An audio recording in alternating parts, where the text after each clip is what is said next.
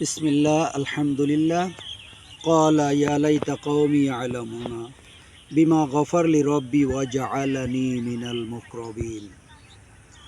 হায় আমার সম্প্রদায় যদি জানতো আমার রব কোন জিনিসের বৌদলতে আমাকে ক্ষমা করেছেন, আমাকে মর্যাদাশীল লোকদের অন্তর্ভুক্ত করেছেন। প্রবল জনস্রোতের বিরুদ্ধে দাঁড়াবার এই হিম্মত তিনি কোথায় পেলেন? নিশ্চয়ই ঈমানি শক্তিতে বলীয়ান হয়েই তিনি তাদের এই অপতৎপরতার বিরোধিতা করেছিলেন।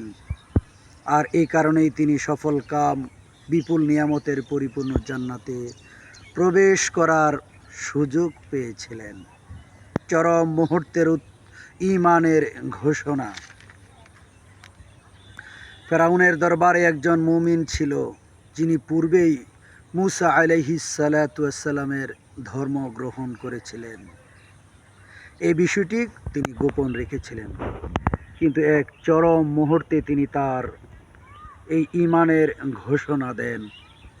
ফেরাউন মুসা আলাইহিস সালামকে হত্যার সিদ্ধান্ত যখন গ্রহণ করেছিলেন, এই সিদ্ধান্ত গৃহীত কাল বিলম্ব না করেই মুসা আলাইহিস সালাতু ওয়াস সালামকে খতম করার এক সিদ্ধান্ত যখন চলে আসে, এটার বিরোধিতা করে ফেরাউনের ইচ্ছা প্রকাশ, তাই এটাই সিদ্ধান্ত হয়ে যাবে। তিনি ফেরাউনের এই সিদ্ধান্তকে ঈমানের বলে বলীয়ান হয়ে এমন এক কঠিন পরিস্থিতিতে তিনি মুমিন ব্যক্তির পরিচয় দিয়ে ঈমানের ঘোষণা দিয়ে ফেরাউনকে সিদ্ধান্তের বাধা প্রদান করেন, যা ফেরাউনের দরবারে থেকে তিনি মুসা আলাইহিস সালাতু ওয়াস সালামের ঈমানের উপর বলীয়ান ছিলেন। হাসান বসরি রাহমাহুল্লাহ প্রমুখ তাফসিরের মতে এই মুমিন ব্যক্তি ছিলেন ফেরাউনের চাচাতো ভাই, কেউ বলেন কিপ্তি বংশীয় লোক। তার দরবারের প্রভাবশালী এক ব্যক্তিত্ব। তিনি ফেরাউন তার সভাসদকে মুসা আলাইহিস সালামকে অনুসরণ করার দাওয়াত দিয়েছিলেন, কিন্তু তারা তা না শুনে ঠাট্টা বিদ্রূপ করতে লাগলো।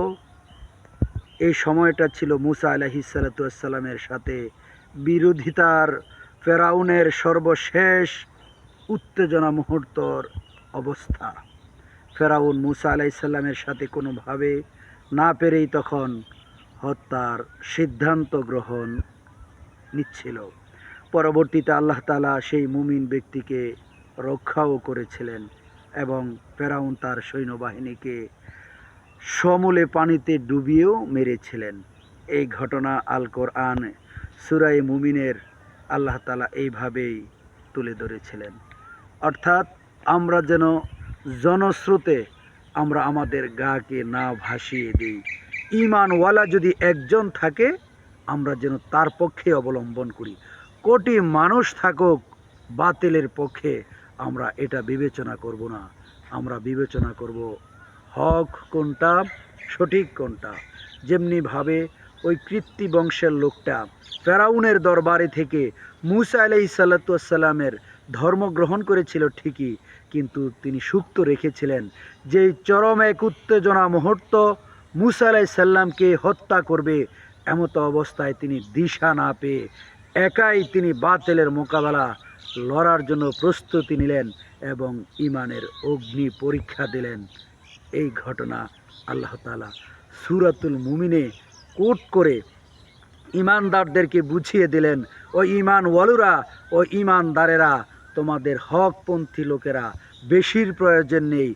একা হলে তুমি একাই কি করবে? একাই তুমি তার সত্যের জয়গান তুমি গেয়ে যাবে। এবার তুমি হও পরাজয় বরণ করো, তুমি জয় করো আর পরাজয় হও, তার দিকে তুমি বরক্ষেপ করবে না। তুমি তোমার সত্যের ধামামা তুমি বাজাতেই থাকবে। যেমনিভাবে মুসা আলাইহিস সালাতু ওয়াস সালাম ফেরাউনকে বলেছিলেন যে তুমি তোমার বক্তব্য উড্ড করো, না হয় তোমাকে লাঠি দিয়া এই ময়দানে আমি শায়েস্তা করব। ওই ময়দানে লক্ষ লক্ষ লোক ছিল, বলেছিল তোমরা যদি আমাকে আল্লাহ বলে প্রভু বলে স্বীকৃতি না দাও, আমি তখন নীল নদের চাবি বন্ধ করে তোমাদেরকে পানি বন্ধ করে দিব, পানি দিব না। ঠিক এমন এক উত্তেজনা মুহূর্তে হযরত মূসা আলাইহিস সালাতু ওয়াস সালাম আল্লাহর পয়গম্বর এক কোণ থেকে লাঠি উঁচিয়ে বলেছিল, হে ফেরাউন, তুমি তোমার বক্তব্য উদ্ধ করো, না হয় এই লাঠি দিয়ে তোমাকে শায়েস্তা করব। আল্লাহর পয়গম্বর মূসা আলাইহিস সালাতু ওয়াস সালামের এই বিষয়টিও আল্লাহ তাআলা কুরআনুল কারীমের মধ্যে কোট করেছেন। তাই আমরা সত্য ন্যায়ের পথে থাকব, শক্তির পথে নয়, অনেক মানুষের পথে নয়, অনেক মানুষের ভিড়ে আমরা গা ভাসিয়ে দেব না। ইমানের বলে বলিয়ান হয়ে একাই আমি লড়ে যাব মর্দে মুজাহিদের মতো। ইমানকে তাজা করে দীপ্ত করে আমরা সঠিকের দিকে এগিয়ে যাব, সত্য বলবো, সঠিক বলবো। এবার আমার জীবন যায় আর জীবন থাক, এই প্রত্যয় নিয়ে আজকে এখানে শেষ করছি। আসসালামু আলাইকুম ওয়া রাহমাতুল্লাহি ওয়া বারাকাতুহু।